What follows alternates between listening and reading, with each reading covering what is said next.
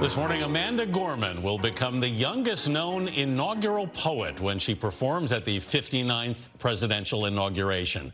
As the nation's first Youth Poet Laureate, you may recognize Gorman. She's performed 5 commissioned poems for CBS This Morning over the past few years.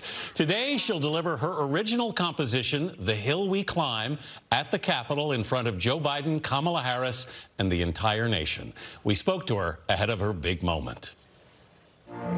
In the Declaration's pages, we write in new order for the ages, where out of many we are one, bright as a sun and bold as an eagle, a nation of all people, by all people, for all people. Amanda Gorman has written poems for historic occasions. Now she's making history herself. How cool is this? It's amazing, especially at my age. No one really gets to say at 22, I am the inaugural poet. Gorman says she researched the speeches of Abraham Lincoln and Dr. Martin Luther King Jr. as she began writing. And then on the Wednesday in which we saw the insurrection at the Capitol, that was the day that the poem really came to life, and I really put pedal to the metal. Did that change the poem for you?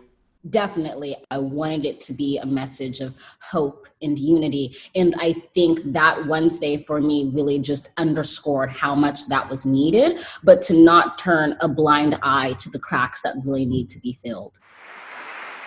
Gorman was named the nation's first Youth Poet Laureate at 19.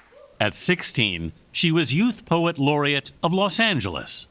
I sing a neighborhood anthem for the silence, where she was raised by a single mom, Joan, an English teacher. The anthem will sing, Amanda, drop your R's, but do not drop your volume. Amanda, and writing became her way over a daunting obstacle. I had a speech impediment, and so if I couldn't use my voice, then I would author my voice on the page. So it's really been a godsend and a lifeline for me.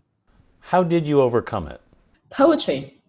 And, to put it short, spoken word became my own type of pathology. And so once I arrived at the point in my life in high school where I said, you know what, writing my poems on the page isn't enough for me. I have to give them breath and life. I have to perform them as I am. That was the moment that I was able to grow past my speech impediment. Gorman, who had particular trouble with the letter R, also used music as therapy. My favorite thing to practice was the song Aaron Burr, Sir, from Hamilton, because that is jam-packed with R's. And I said, if I can keep up with, Leslie in this track, then I am on my way to being able to say this R in a poem.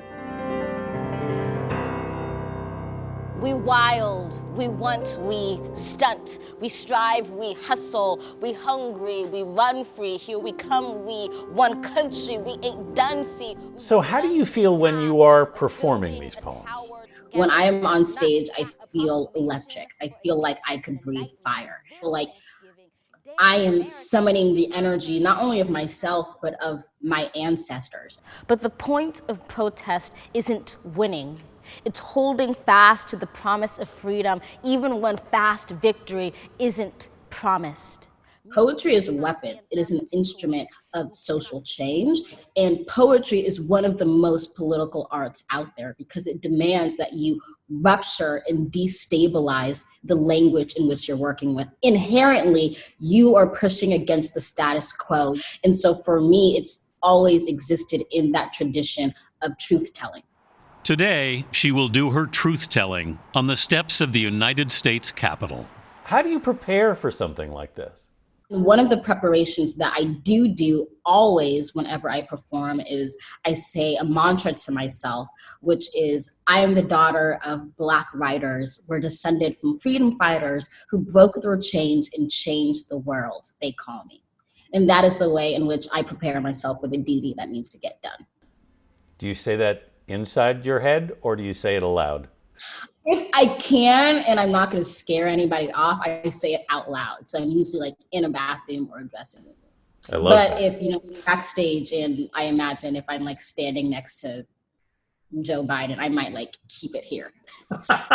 He can't go work on it, so have to worry about craziness. I don't want Secret Service to think, Amanda's gone. Mayday, Mayday, yeah, I know. She is so amazing. Amanda says she battled that speech impediment all the way into college. She graduated Harvard in the spring. Yeah. She's working on a bunch of books. She's got a children's book called Change Things that comes out in September. Long-term plans, 2036, running for president, she says. I believe it. She always has that. She already has a hashtag, Commanda in Chief. I like it. Listen, I got a great story for you, Anthony, because I told Oprah that you were doing her. Yeah. Oprah said she reached out to Amanda because when Maya did her speech at the inaugural for Bill Clinton, right, Oprah bought Maya a coat. That's a pretty blue coat. So she reached out to Amanda and said, I'd like to carry on the tradition. Yeah. Amanda said, I already have a coat. It's in my favorite color. So Oprah got her these gold hoop earrings and a ring that's shaped like a bird cage as a nod to Maya. I know how the cage bird sings. Yeah. So today when you're watching her, we'll see that. It's really exciting.